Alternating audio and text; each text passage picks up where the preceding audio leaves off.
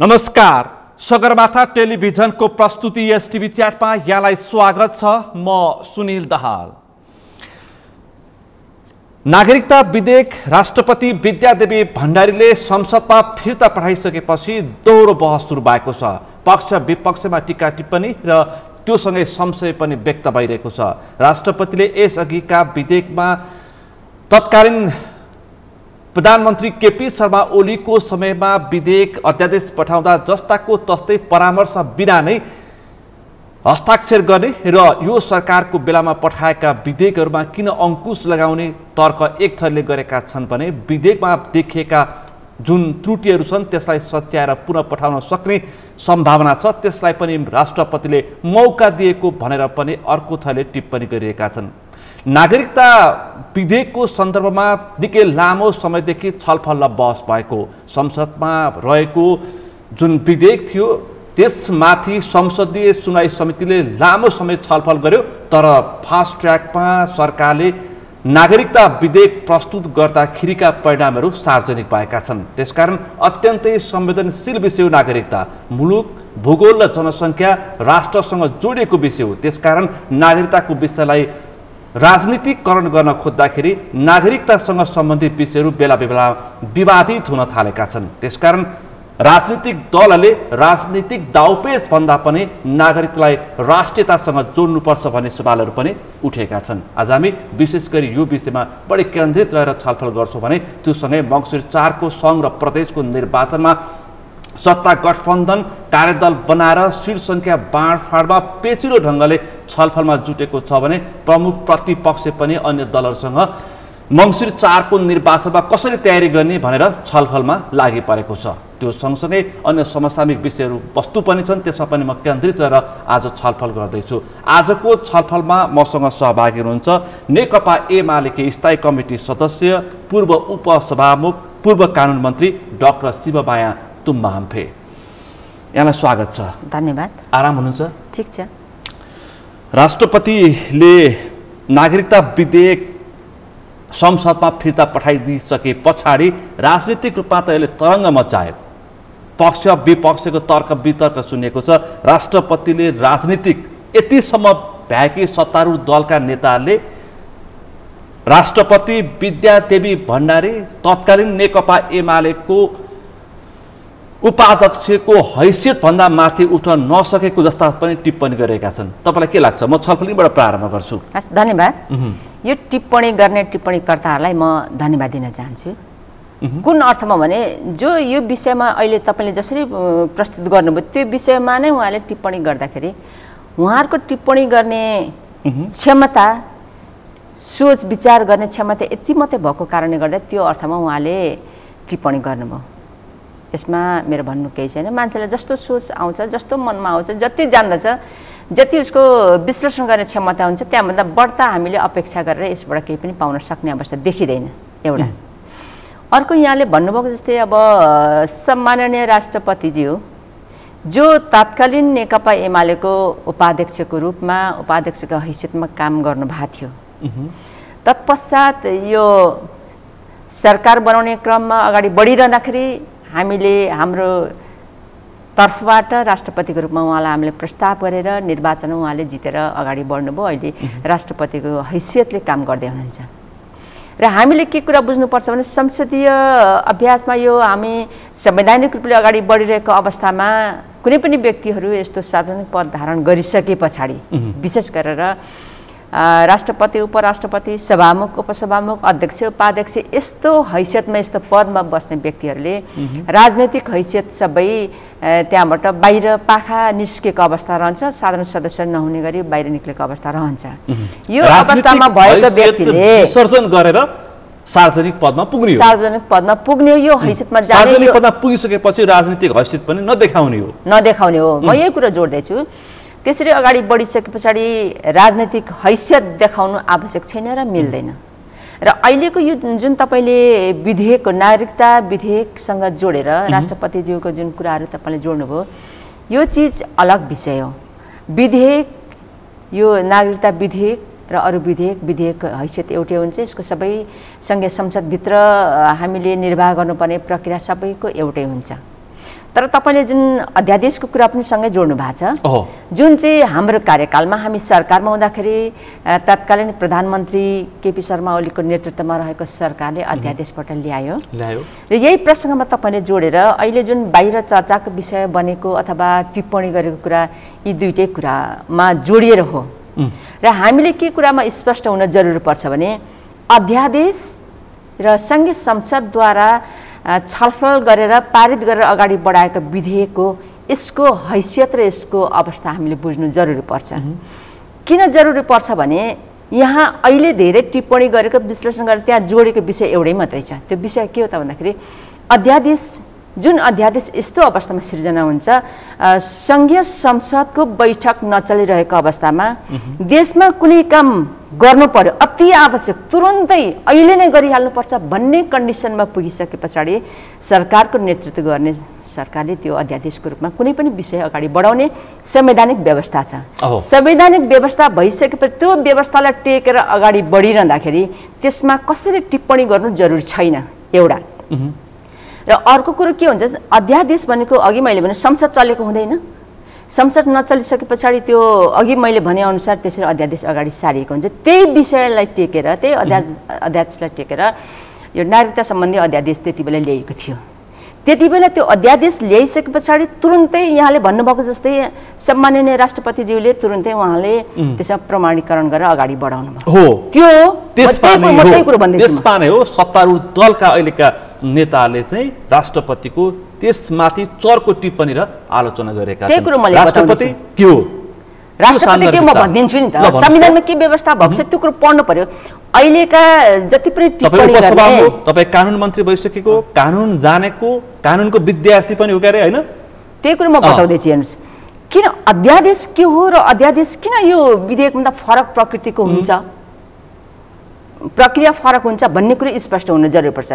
यहाँ गठबन्धन सरकारमा रहेका दलका नेताहरू, नेता कार्यकर्ताहरू, बाहिर विश्लेषकहरू, राजनीतिक विश्लेषण गर्नेहरू, समाजसेवीहरू जो बाहिर बसेर विभिन्न मानवाधिकारको क्षेत्रमा काम गर्ने जो कोही प्रत्येक नेपाली जनताले के बुझ्नु जरुरी पर्छ भने अध्यादेशले अहिलेको जुन विधेयक छ, जुनसुकै विधेयक हो, यो विधेयक मात्रै अरू पनि विधेयक फिर्ता आयो भने छलफल गर्ने र विधेयक अगाडि बढ्दाखेरि संसदभित्र, सङ्घीय संसदभित्र छलफल हुने त्यसले अवसर पाउँछ। उसको अवस्था त्यो हो र उसको प्रक्रिया त्यो हो। तर अध्यादेशले त्यो त्यहाँ गएर कति बेला मात्रै हुन्छ भने अध्यादेश आइसके पछाडि साइन गरेर अगाडि बढाउनु पर्ने हुन्छ।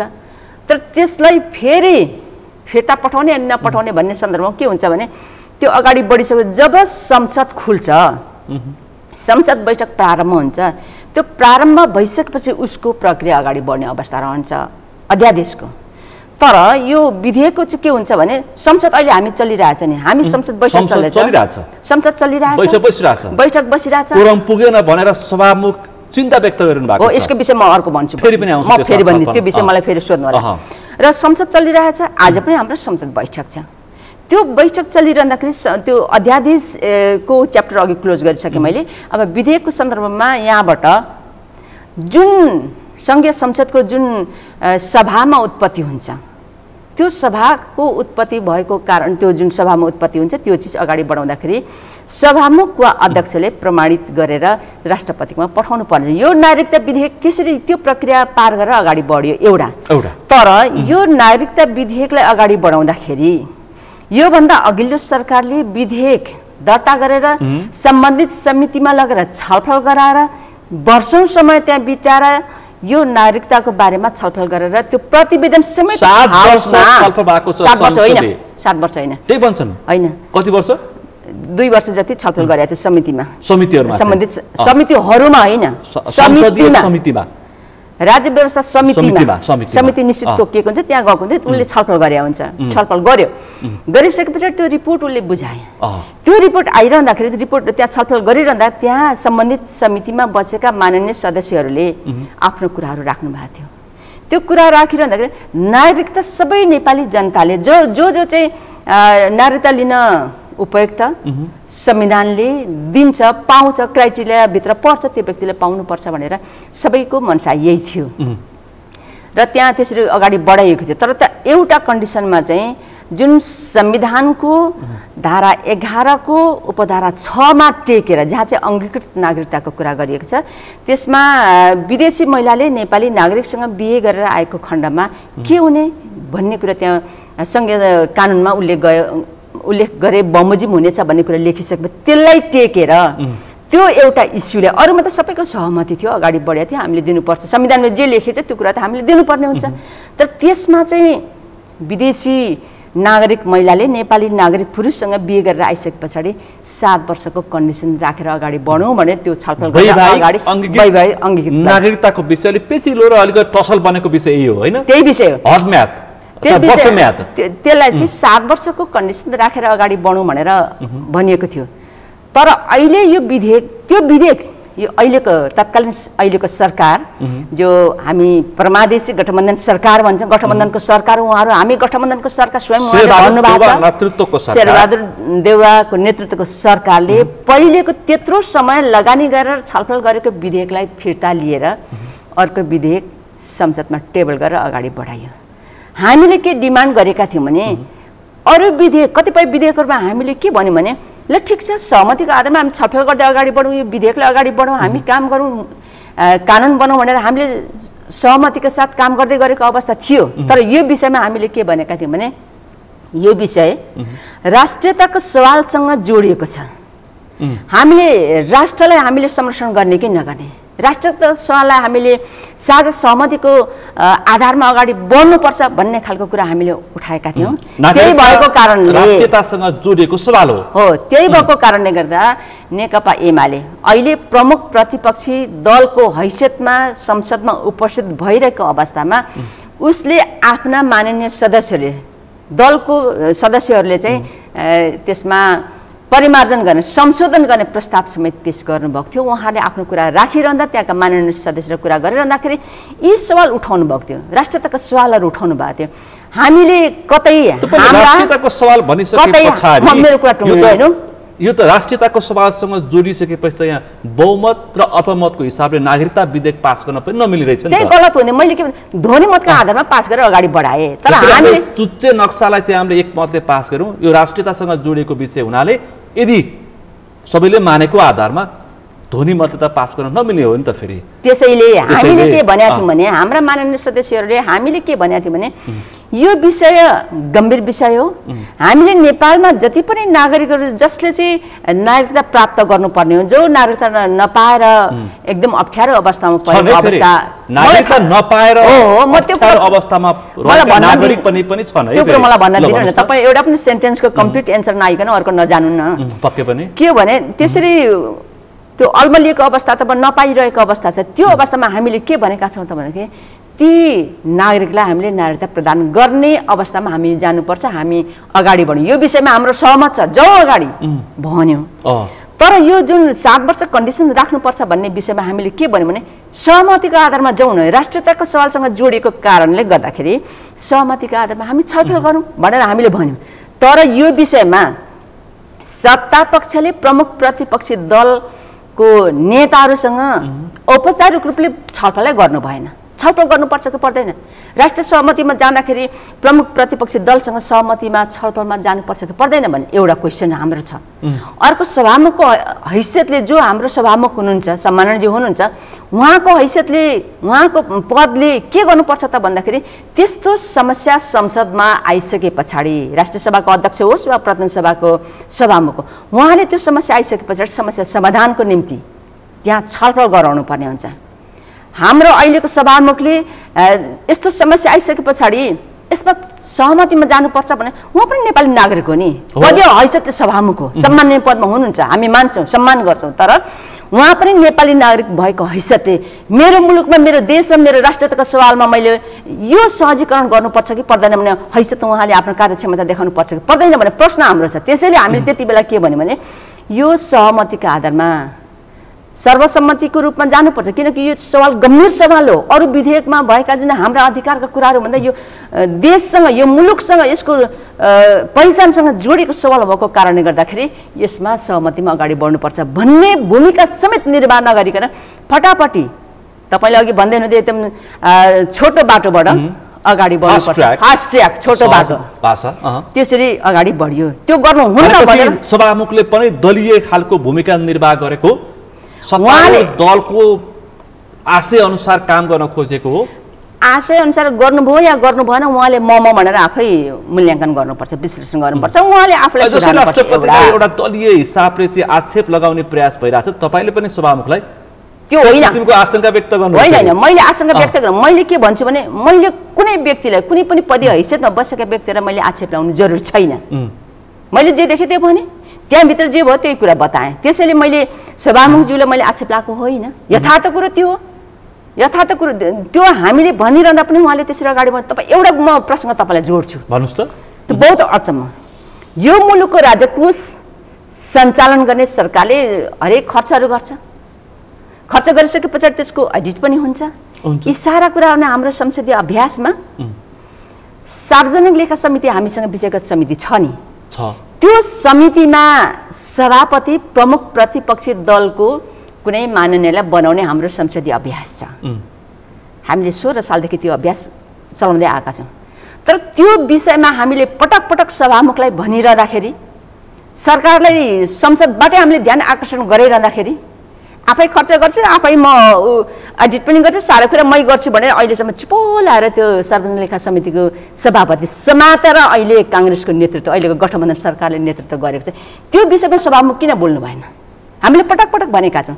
त्यसैले मैले के भनेको होइन, उहाँलाई मैले आक्षेप लगाएको होइन, उहाँको भूमिका चाहिँ हामीलाई चाहियो। यसभन्दा अगाडि उपसभामुखको पनि प्रतिपक्ष हुनुपर्छ होइन? उपसभामुख पनि प्रतिपक्ष भन्नाले सत्ता पक्षको सभामुख भयो भने उपसभामुख त्यो त फरक हो, फरक हुनुपर्छ।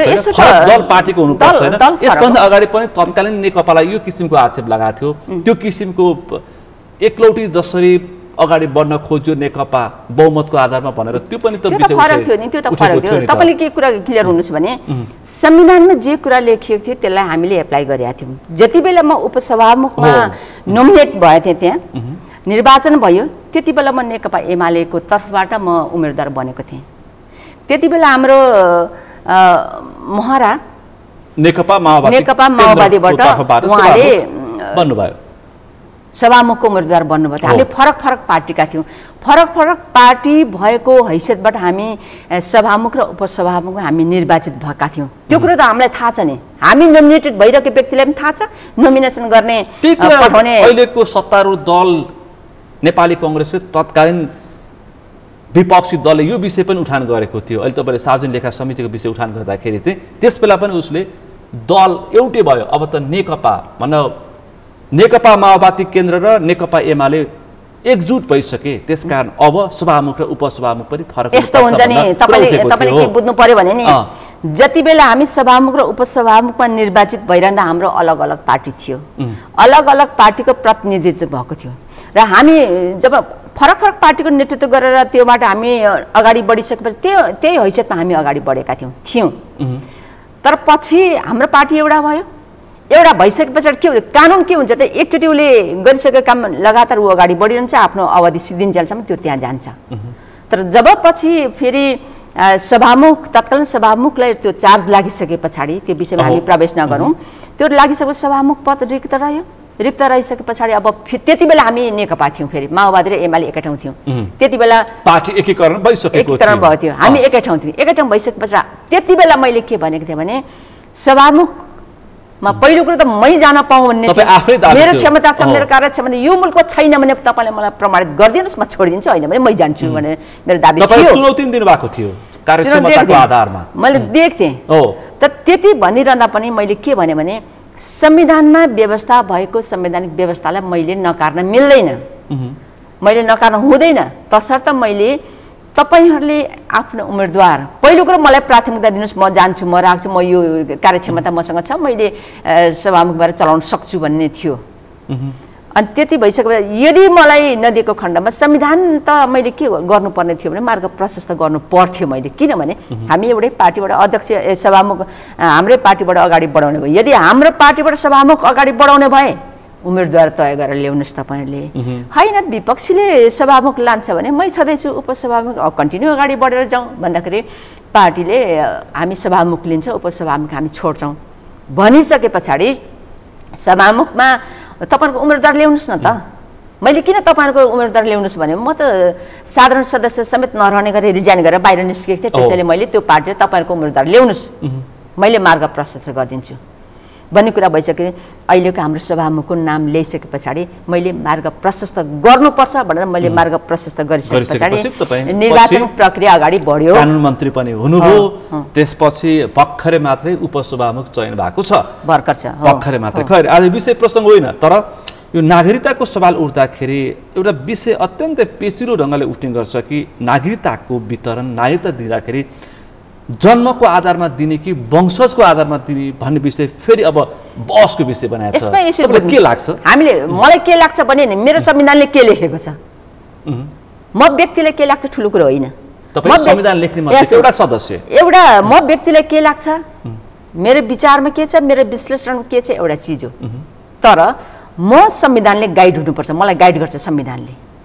त्यो संविधानले गाइड गरिसके पछाडि अहिले विधेयक आएको छ, त्यो विधेयक अन्तर्गत बसेर यो मुलुकका जनतालाई नागरिकता कसरी प्रदान गर्ने भन्ने विषय चाहिँ सङ्घीय कानुन अनुसार हुनेछ भने संविधानमा लेखिसके पछाडि यी अहिले तपाईँले जे क्वेसन गर्नुभएको छ त्यो कुरा त अलरेडी संविधानले क्लियर गरिदिएको कुरा छ। त्यसैले संविधानमा लेखिएको कुरा लेखिसके पछाडि त्यो विषयमा बहस गर्नु कुनै औचित्य छैन। कि त के भन्नु पर्यो भने संविधानमा लेखेको कुरा चाहिँ संशोधन गरेर अगाडि बढौँ भन्ने हो भने बहस गरौँ, छलफल गरौँ, यो ठिक यो बेठिक, यसो गरौँ उसो गरौँ भने संविधान संशोधन गर्ने प्रक्रियामा अगाडि बढ्नुपर्ने हुन्छ। होइन भने संविधानमा लेखेका कुरा चाहिँ मैले एक्सेप्ट गर्छु, मेरो मूल कानुन हो त्यो मान्छु भनेर मैले भन्छु भने संविधानमा लेखेको कुरामा बहस गरेर त्यसको कुनै औचित्य छैन। तर अहिले सत्तारूढ दलका नेता सांसदहरूले यो विषय उठान गर्नु को कुनै तुक र तर्क छैन, तर्क पनि छैन, तुक पनि छैन, किन संविधानमा क्लियर लेखिएको छ। संविधानमा लेखेदेखि बाहेक हामी के पनि गर्न सक्दैनौँ। यो बस उठान गर्दैछन्, बस उठाने कुनै त्यसको अर्थै छैन भन्दैछु त मैले। किन त त्यसको औचित्य छैन भने संविधानमा जे कुरा लेखिसकियो त्यो कुरा मैले मान्छु, यो मुलुकले मान्छ, नेपाली जनताले मान्नुपर्छ भनेर हामीले लेखेका छौँ। संविधानमा लेखेको कुरालाई कार्यान्वयन गर्नको लागि हामीले ऐन बनाउनु पर्ने हुन्छ। ऐन बनाइरहँदाखेरि हामीले सङ्घीय कानुन बनाउनु पर्ने हुन्छ। सङ्घीय कानुन बनाउने प्रक्रियालाई अगाडि बढाउँदाखेरि अहिलेको विधेयक हामीले अगाडि बढाएको थियो, अहिले छ। तर त्यही विधेयकमा हामीले व्यापक छलफल गरेको विषय भनेको अङ्गीकृत नागरिकताको विषयमा धेरै छलफल गरेको, अरू विषयमा छलफलै भएको छैन। छलफल गर्नु जरुरी छैन, किन छैन? संविधानमा लेखेको कुरा छ नि। संविधानमा लेखेको कुरा छलफल गर्नु र बहस गर्नु र बाहिर हामीले बहस गर्न थाल्नु भनेको संविधानलाई संशोधन गरेर जाउँ भन्ने हो भने बहस गरेर जाउँ, त्यसको सान्दर्भिकता छ, सन्दर्भ रहन्छ, सान्दर्भिकता छ, नत्र त्यसको औचित्य छैन। त्यसैले अहिले हाम्रो बहसको विषय भनेको संविधानको धारा 11 को उपधारा 6 मा व्यवस्था भएको अङ्गीकृत नागरिक, जसको विषयमा हामीले धेरै छलफल गरेका थियौँ र यो होइन हामी यसरी जाउँ भन्ने कुरा गरिरहँदाखेरि अहिलेको सत्ता पक्षले यसलाई एकदम फास्ट ट्र्याकमा अगाडि जान्छु भनिरहँदाखेरि यो अवस्था पुगेको अवस्था हो। तर यो विधेयकमा नागरिकतामाथि राजनीतिक दाउपेच जस्तो देखियो। त्यो गर्न मिलेन। नागरिकता प्राप्त गर्ने व्यक्तिहरूको सबैको अधिकारको कुरा हो। हामीले के भनिरहेका छौँ भने नागरिकता प्राप्त गर्न जुन उमेर पुगेका व्यक्तिहरू हुनुहुन्छ, हाम्रा भाइ बहिनीहरू, छोराछोरी, हाम्रो बा आमा, कोहीको पुरानो ज्येष्ठ नागरिकले पाउन नसकेको कन्डिसनहरू छ नि, प्राप्त नगरेको अवस्था पाउनु पर्ने, तर विविध कारणले हातमा नागरिकता नआएको अवस्था हुन सक्छ। एमाले नागरिक विहीन भएर बसुन् भन्ने पक्षमा त होइन नि। फेरि तपाईँले क्वेसन मिलेन, तपाईँ किन मिलाउने? कुनै पनि राजनीतिक दल नागरिक विहीन भएर बस्छ? क्वेसन हुन्छ कसैको? मैले क्वेसन किन गरेँ भन्दाखेरि सत्तामा रहेका माननीयहरूले पनि त्यो प्रश्न उठाइरहेछन् क्या। फेरि त्यसको कुनै तुक छैन। मैले भन्दैछु त नागरिक विहीन भएर कोही बस्न सक्छ। हाम्रो अपेक्षा के हो त भन्दाखेरि यहाँका नेपाली नागरिकको जसले नागरिकता प्राप्त गर्ने जुन क्राइटेरिया मिट गरेको छ, क्राइटेरिया पुगेको छ, त्यस्ता व्यक्तिले नागरिकता पाउनुपर्छ।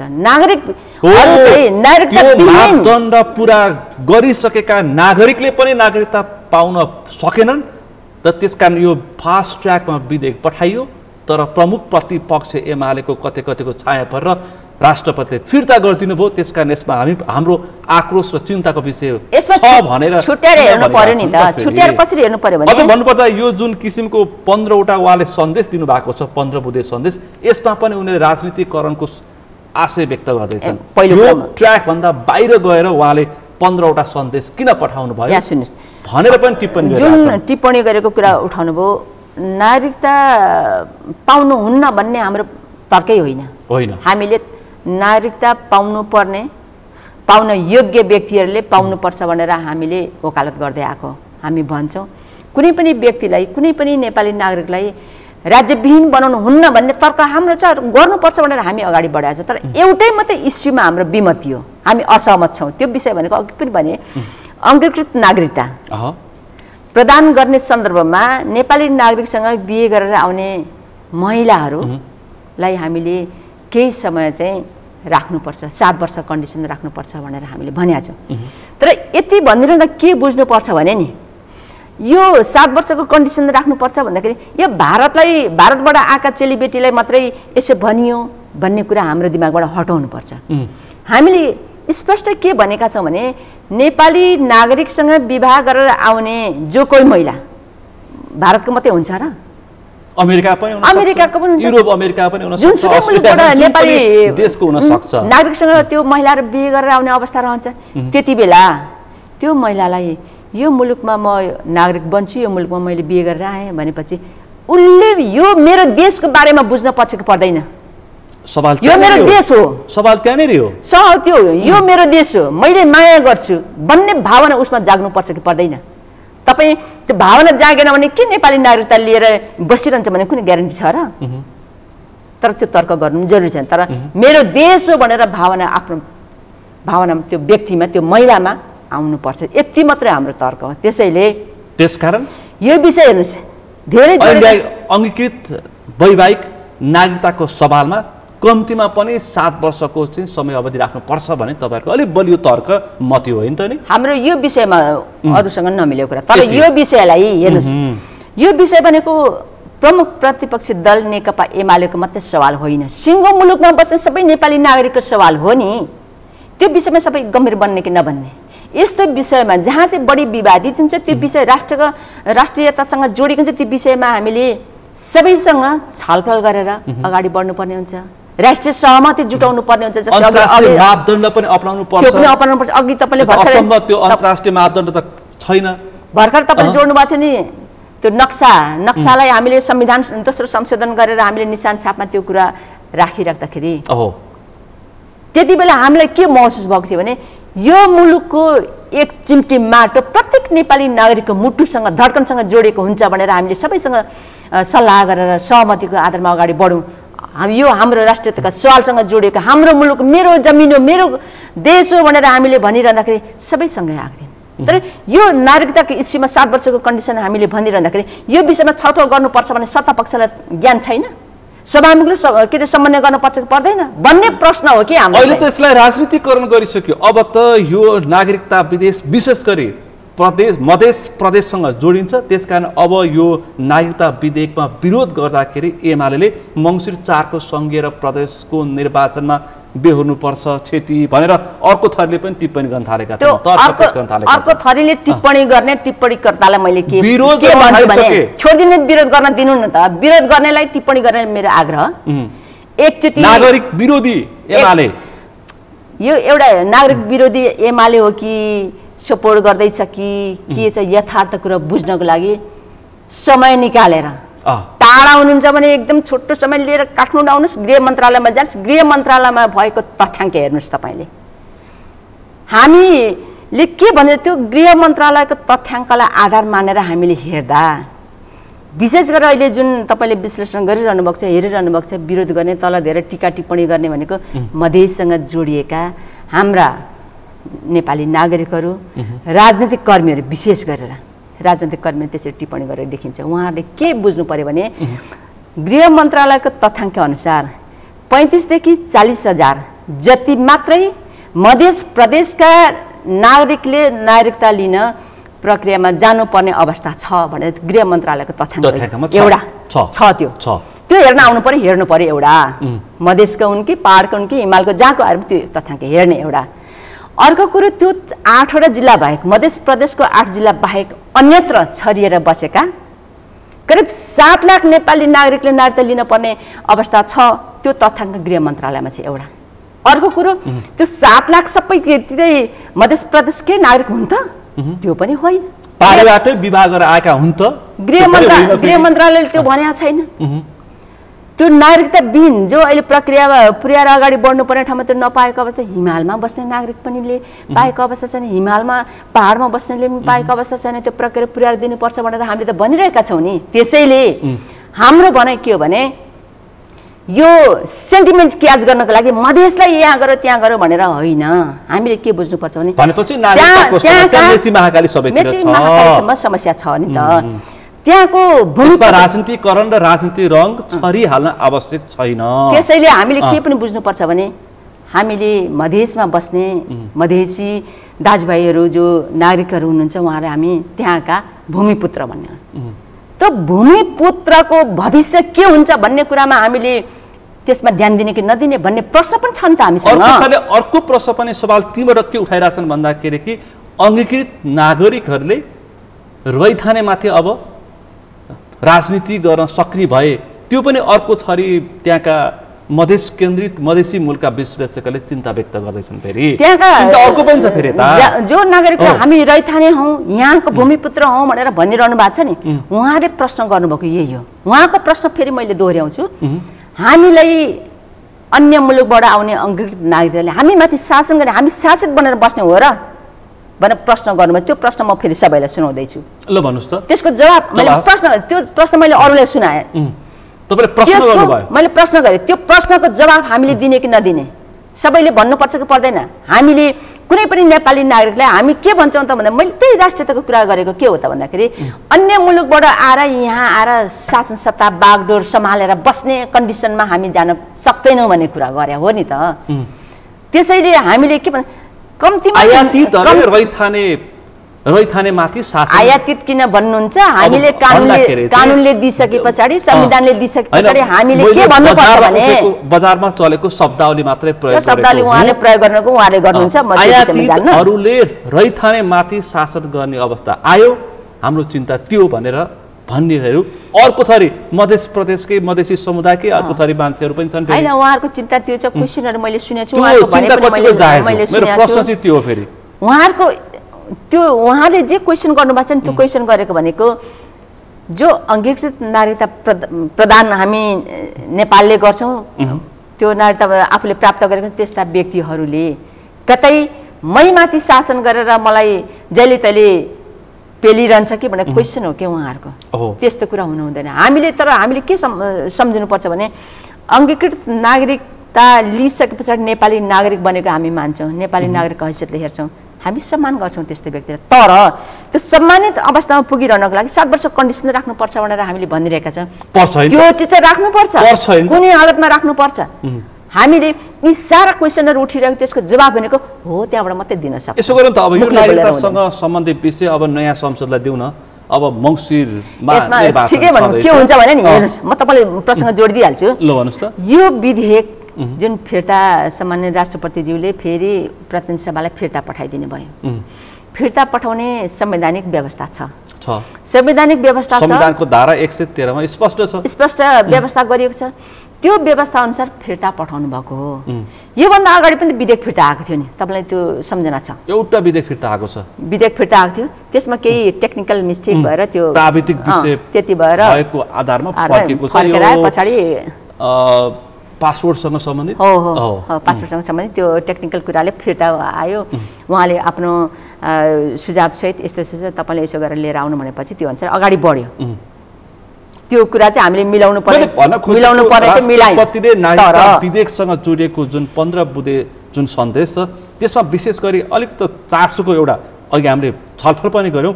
अङ्गीकृत नागरिकताको विषय एउटा प्रतिनिधि सभाको राज्य व्यवस्था समिति तथा सुशासन समितिको प्रतिवेदनको चासो, मधेसको भावना छँदैछ। सो घोषणाबारे जो महिलाले सो घोषणा गर्नुपर्छ भन्ने ध्यान आकर्षण गराइएको छ, यसमा राष्ट्रपतिको अलिक बढी चासोको विषय भयो। अनि अर्को चाहिँ प्रादेशिक पहिचानबारे संविधानको व्यवस्था ऐनमा नदेखिएको, यी तीनटा विषय चाहिँ अलिक महत्त्वको साथ राष्ट्रपति उठाउनु भएको छैन। राष्ट्रपतिले जुन आफ्नो 15 बुँदा सहित पठाउनु भएको छ त्यो अब हाम्रो भर्खरै हाम्रो पिजन होलमा हालेर चाहिँ हामीले पढेका छैनौँ, हामीले मिडियामा आएको मात्रै पढ्या हो, मैले पाएको चाहिँ मिडियामा मात्रै पढेको। त्यो हार्ड कपी हामीलाई वितरण गरेको छ, त्यो लिन बाँकी छ, त्यसमा सबै कुरा उल्लेख गरिएको छ। ती विषयहरू त्यो यस्तो लाग्यो नि यसो लेखेँ यस्तो चिज हो महिला माथि चाहिँ अलिकति सिधा भन्दाखेरि महिलाको अधिकार जो छ उसको संविधानले दिएको अधिकारमाथि चाहिँ यो नागरिकताको सवालमा सो घोषणा बारेले चाहिँ यसले चाहिँ गम्भीर प्रश्न उठाएको छ भनेर उहाँले उठान गर्नुभएको छ। यसमा कस्तो हुन्छ भने जस्तो 15 बुँदाहरू उहाँले पठाउनु भएको छ। मैले पठाउनु भएको छ। महत्त्वपूर्ण 3वटा विषय उठान गरेँ। सबै विषय एक हिसाबले महत्त्वपूर्ण छन्। यो महत्त्वपूर्ण यो कम महत्त्वपूर्ण भन्ने चिज छैन त्यहाँ। सबै समान हैसियतका छन्, समान तरिकाले हेरेर सबै कुरा विश्लेषण गरेर आछ। अब प्रतिनिधि सभामा फर्काइसके पछाडि त्यो विषयमा हामी छलफल गर्छौँ। अब त्यसका पनि प्रक्रियाहरू छन्। त्यो छलफल गरिसकेपछि कुन महत्त्वको कुन कम महत्त्वको भन्ने चिज हुन्छ, समान महत्त्वका हुन्छन् सबै विषयमा। त्यहाँ छलफलमा हामीले त्यो कुराहरू उठाउनु अवस्था रहन्छ। र संविधानमा व्यवस्था गरेको के छ त भन्दाखेरि सबै नागरिक कानुनको दृष्टिले समान हुनेछन् भनेपछि को महिला को पुरुष भनेर त्यहाँ छुट्याउन मिल्दैन, छुट्याउन पाइँदैन। सबै नेपाली नागरिकलाई आफ्नो हिसाबले त्यहाँ आफ्नो अधिकारहरू नेपालको संविधानको मौलिक हकमा त्यो कुरा व्यवस्था गरिएको छ। नेपालको संविधानको भाग 3 को मौलिक हकको धारा 38 को उपधारा 3 मा त्यो 38 मै हेर्दाखेरि महिलाहरूको अधिकारको कुरा त्यसमा लेखिएको छ। संविधानले सम्बोधन गरेको छ। संविधानले सम्बोधन गरेको छ। त्यो संविधानले सम्बोधन गरिसकेपछि त्यसलाई हामीले संघीय कानुन अनुसार काम गर्ने भनेर त्यो संविधानमा लेखिसकेपछि संघीय कानुन बनाउने चरणमा हामी छौँ। यो अवस्थामा अहिलेको विधेयकको छलफल गरिरहेको भनेको कानुन बनाउने प्रक्रियामा हामी अगाडि छौँ। त्यो अवस्थामा कुनै पनि नागरिकलाई महिला वा पुरुषलाई हामीले कसैलाई पनि विभेद नहुने गरी समान दृष्टिले समान आँखाले हेर्नुपर्छ भन्ने कुरा उठान गरेको संविधानको कुरालाई सम्बोधन गर्नुपर्छ छलफल गर्यो हामीले। अब कुरा के उठेको छ भने हिजोदेखि चाहिँ अब राष्ट्रपतिले यस्तो महत्त्वपूर्ण नागरिकता विधेयक फिर्ता गरेर संसदमा पठाएर गल्ती गर्नुभयो, त्यसकारण उहाँलाई महाभियोगसम्म लगाउन सकिन्छ भन्ने केही संसदमा नभएका तर सत्तामा रहेका त्यस दलका नेताले बोल्न थालेका छन्। त्यो सम्भावना छ। त्यो के बुझ्नु पर्यो भने जुनसुकै दलका नेता कार्यकर्ता अथवा जसले सपोर्ट गर्छ सपोर्टर यी कुनै पनि व्यक्तिले त्यो बोल्नुभन्दा अगाडि संविधान एकचोटि पल्टाएर हेर्नु पर्यो। संविधानमा त्यो विधेयकमाथि राष्ट्रपतिले 15 दिनसम्म हेर्ने संवैधानिक व्यवस्था छ। तपाईँलाई थाहा भएको कुरा सबैलाई थाहा छ। त्यहाँ भइसक्यो यो चिजमा अलिकति यो मिलेन यसो गर्नुपर्छ भन्ने उहाँलाई लागेमा उहाँले त्यसलाई फिर्ता पठाएर फेरि छलफल गरेर तपाईँले ल्याउनुहोस् भन्ने सक्ने संवैधानिक व्यवस्था भएको कारणले गर्दाखेरि त्यस्तो टीका टिप्पणीको कुनै औचित्य छैन। एउटा कुरा र अर्को पनि मैले सुनेको छु मन्त्री परिषदसँग प्रधानमन्त्रीसँग छलफल नगरिकन यसरी परामर्श नगरिकन राष्ट्रपतिले यसरी पठाउनु हो भने पनि फिर्ता पठाउनु हो भनेर त्यो पनि गल्ती भयो। त्यो पनि गल्ती भयो तर फेरि पठाउँछु पनि भन्नुभएको छ है उपेन्द्र यादवले। फेरि अब हामी संसद र तल्लो सदन र माथिल्लो सदन दुवैतिरबाट पास गरेर पुनः पठाउँछु भन्नुभएको छ। उहाँको कुरा म एकछिनमा जोड्छु। त्यसरी पठाइसके पछाडि उहाँले के गर्नुभयो, तपाईँले न्युजहरू पढ्नुभयो, तपाईँले प्रसारण गर्नुभयो, प्रधानमन्त्रीसँग उहाँले समन्वय गर्नुभएको छ, कानुन मन्त्रीसँग समन्वय गर्नुभएको छ। यी सारा कुरो यो यस्तो भयो यस्तो भयो के छ कसो छ के गर्दै हुनुहुन्छ भन्ने कुरो नागरिक समाजसँग यी सबै भनेको नागरिकता विधेयकलाई संसदमा पुनः फिर्ता गर्नको लागिको अगाडिको प्रक्रियाहरूलाई उहाँले सबै मेन्सन गर्नुभयो। यसमा अप्ठ्यारो मान्नुपर्ने कुरा छैन। त्यो गरिसकेर अगाडि बढाएको अवस्था हो। अब जुन एउटा पार्टीको जो गठबन्धन सरकारको एउटा भागीदारी पार्टीका नेताले जे कुरा उठाउनु भयो फेरि पठाउँछन्, पठाउनु त पर्छ त। संसदमा छलफल गरिसके पछाडि त्यसमा हामीले जे हाम्रो प्रमुख प्रतिपक्षी दलले उठान गरेको विषयलाई हामी समावेश गर्नुपर्छ भनेर हामी त कुरा उठाउँछौँ। राष्ट्रपतिले उठाएका 15वटा सन्देशलाई पनि छलफल गरेर निष्कर्षमा पुर्याएर हामीले पुनः पठाउन सकिन्छ। संसदमा छलफल गर्दा राष्ट्रपतिज्यूले जे कुराहरू पठाउनु भएको छ त्यो विषयमा त हामीले त्यहाँ बहस गर्नुपर्छ नि। पाउनुपर्छ, पाउने अधिकार छ। हामी छलफल गर्छौँ त्यहाँ त्यो विषयमा। त्यो विषय त्यो छलफल गरिसके पछाडि त्यहाँ हामीले संशोधन गरिसके पछाडि त्यहाँ दुईटा कन्डिसन हुन्छ। फेरि संशोधन गरेर वा नगरिकन फेरि हामीले प्रमाणीकरणको लागि सभामुखले प्रमाणित गरेर राष्ट्रपतिकोमा पुनः पठाउनु पर्छ। यो त सही कुरा गर्नुभयो, फेरि पठाउनु पर्छ। त्यो त पठाउनु त पर्छ, प्रक्रिया त्यही हो।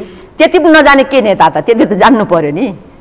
प्रक्रिया त्यही भएपछि तर राष्ट्रपतिले उठान गरेका विषय र प्रमुख प्रतिपक्षको चासो चाहिँ संसदमा छलफल हुनुपर्छ भन्ने तपाईँहरूको भनाइ।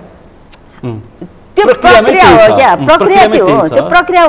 यसमा यति बहस गर्न आवश्यक छैन। प्रक्रियाभित्र भएर पसिसकेका कुराहरूमा किन बहस गरिरहनु पर्यो, त्यही छलफल हुने। बुझेका जानेका मान्छेहरू पनि त्यही भन्छन् त, अनि के गर्ने?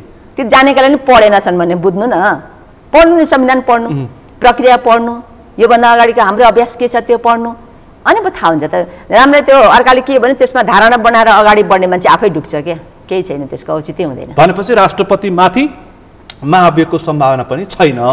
लगाउँछु भन्नेलाई लगाउन दिनु न, मैले भने लगाउने महाभियोग लगाउँछु भनेर लगाउन दिने।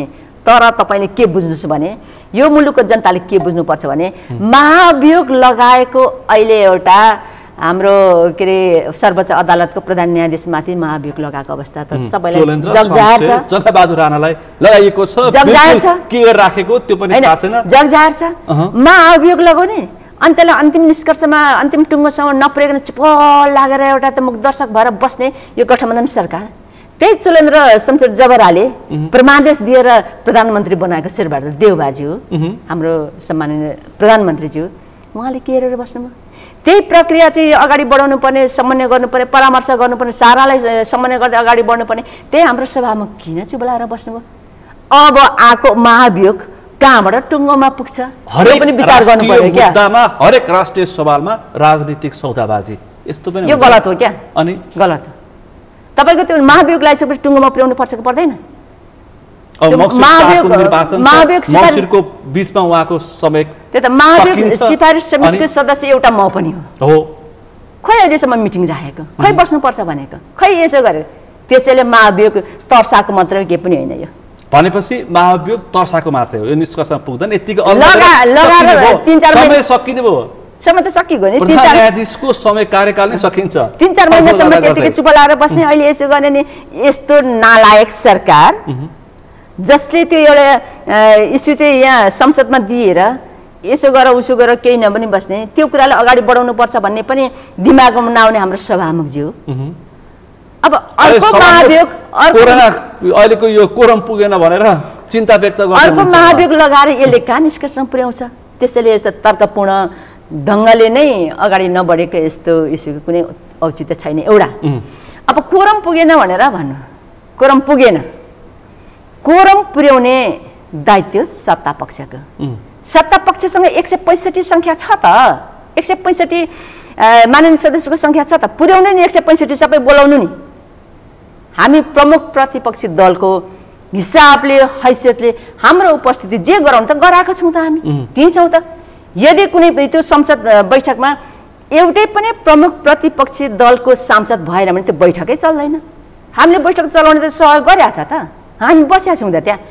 आफ्नै चिन्ता अग्निप्रसाद सापकोटा सम्माननीय सभामुखज्यूले के गर्नु पर्यो भने उहाँले बैठक राख्नु पर्यो नि, कार्यव्यवस्था परामर्श समिति सबै पार्टीका त त्यहाँ हुनुहुन्छ। तपाईँहरूले सत्ता पक्षका गठबन्धनका दलका नेताहरूले आफ्ना माननीय सदस्यहरूलाई बैठकमा उपस्थित अनिवार्य गराउनुहोस् न भनेर त्यति पनि भन्न नसक्ने।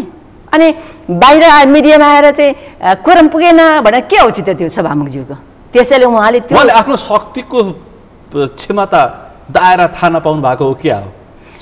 मेरो दायित्व के हो? उपसभामुख भइसक्यो मान्छे, मेरो दायित्व के भनेको नबुझेपछि के गर्नुहुन्छ तपाईँ? भनेपछि सभामुखले आफ्नो दायित्व नै थाहा पाउनु भएन, क्षमता नै थाहा पाउनु भएन, क्षमताको क्षेत्र अधिकार नै थाहा पाउनु भएन। सत्ता पक्षलाई भन्ने पनि तपाईँको माननीय यहाँ बोलाउनुहोस्, त्यहाँ कोरम पुर्याउनुहोस् भन्नु। हामी प्रमुख प्रतिपक्षी दलको हैसियतले हामीले त्यहाँ आफ्नो जिम्मेवारी त पुरा गरेकै छ नि त। किन प्रश्न हामीसँग सभामुखसँग प्रश्न गरे, सत्ता पक्ष गठबन्धनको सरकारसँग कुरा गर्ने? गठबन्धनकै कुरा गर्छु।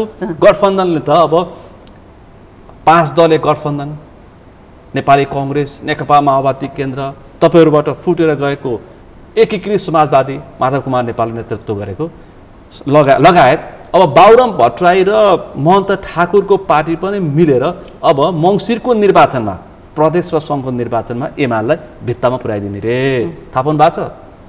मैले सुनेको छु। यसो बेला बेला घरमा पनि यसो केटाकेटी जम्मा हुन्छन्, हल्ला गर्छन्, एमालेले त यसो गर्छन् अरे नि, उनीहरू चर्चा गरेको पनि सुनेको छु मैले।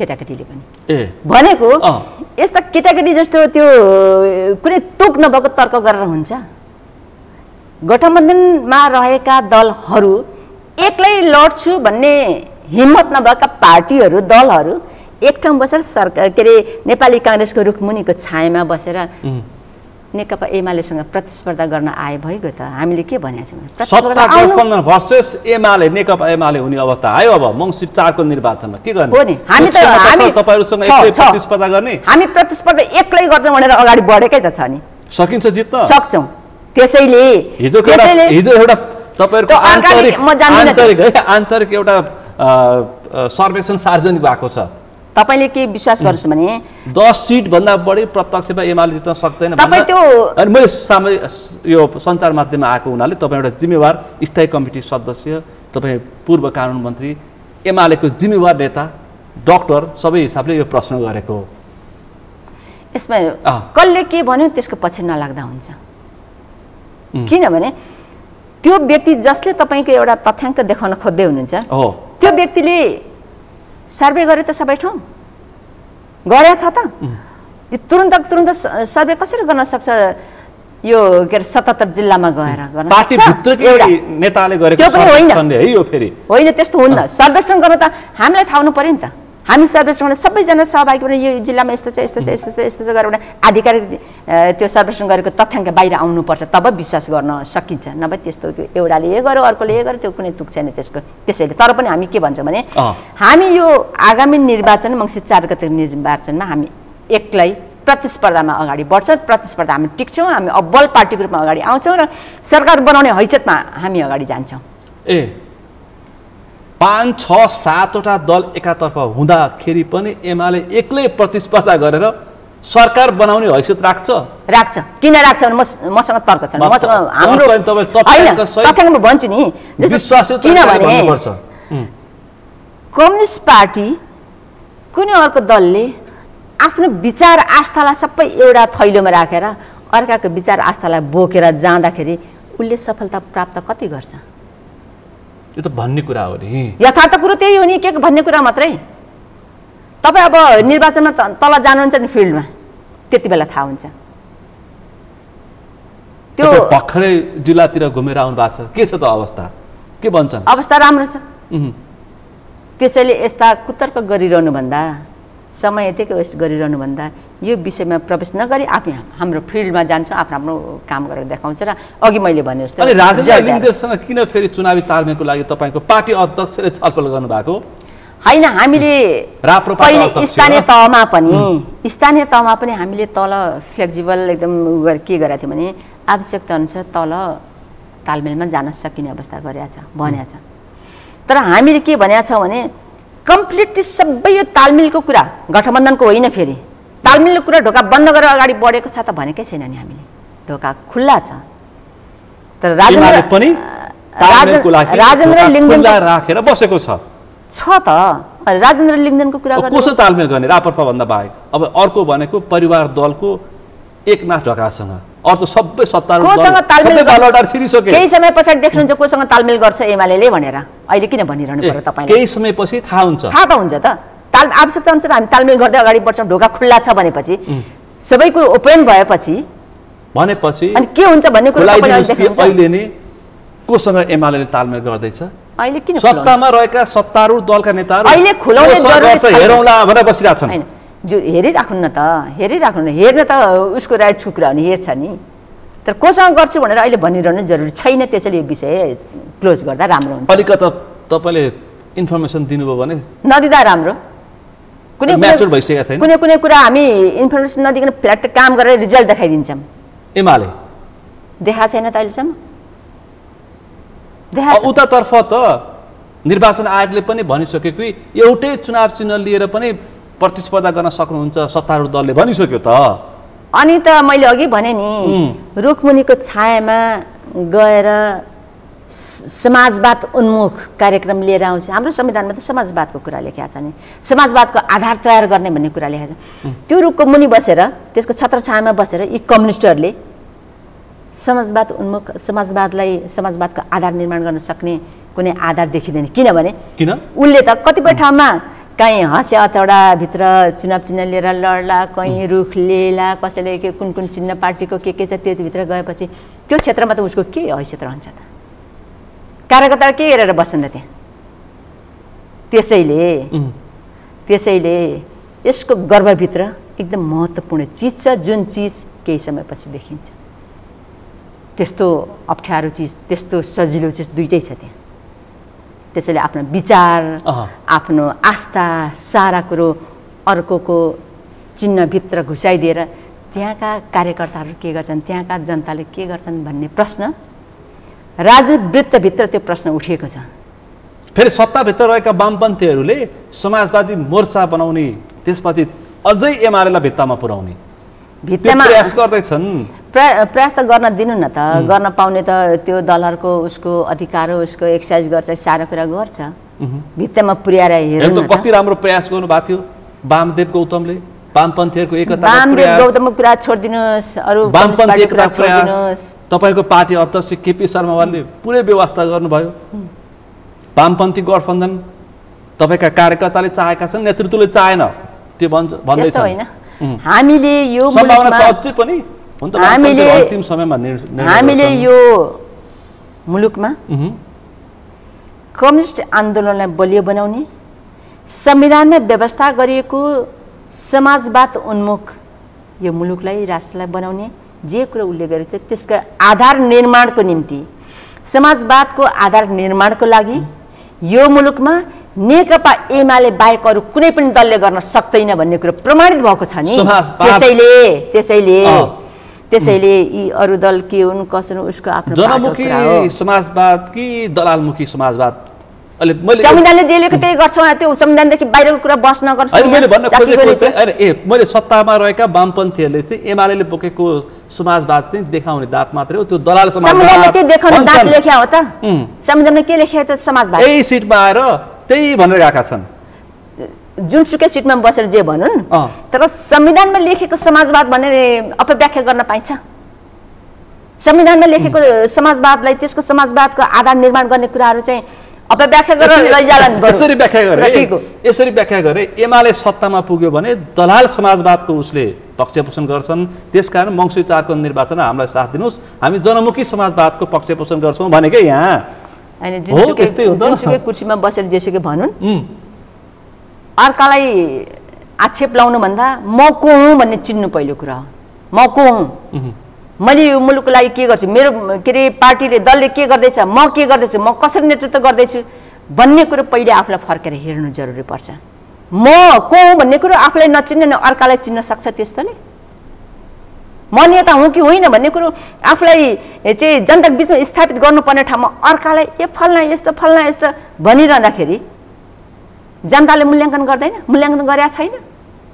त्यो संविधानमा लेखेको समाजवादको बारेमा लेख्ने आफै होइन, त्यहाँ बसेर संविधान सभामा बसेर लेखेको होइन। यदि यो संविधानमा लेखेको समाजवादको बारेमा अपव्याख्या गर्ने भने, त्यस्तो होइन भने संविधान संशोधन गरेर त्यो हामीले खोजेको यो समाजवाद भनेर संविधान संशोधन गरेर हालेर लानु नि त।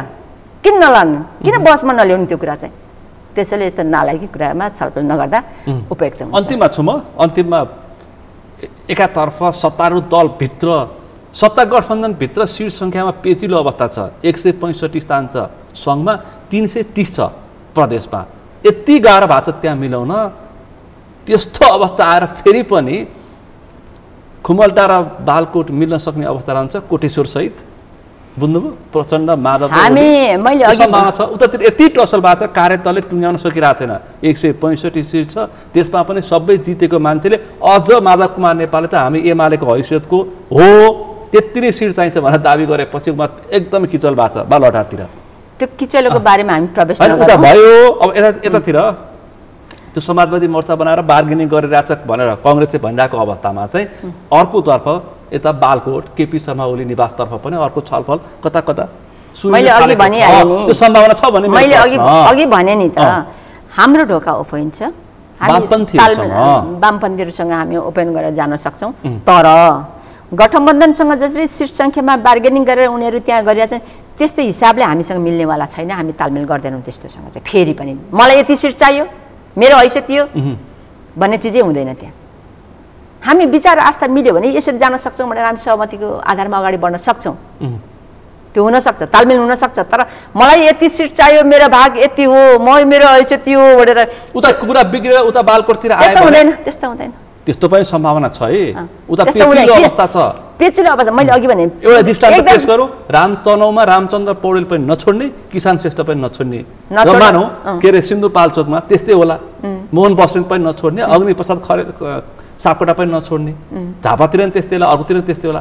त्यसपछि त यता वामपन्थी मिला छ, सहज हुन्छ।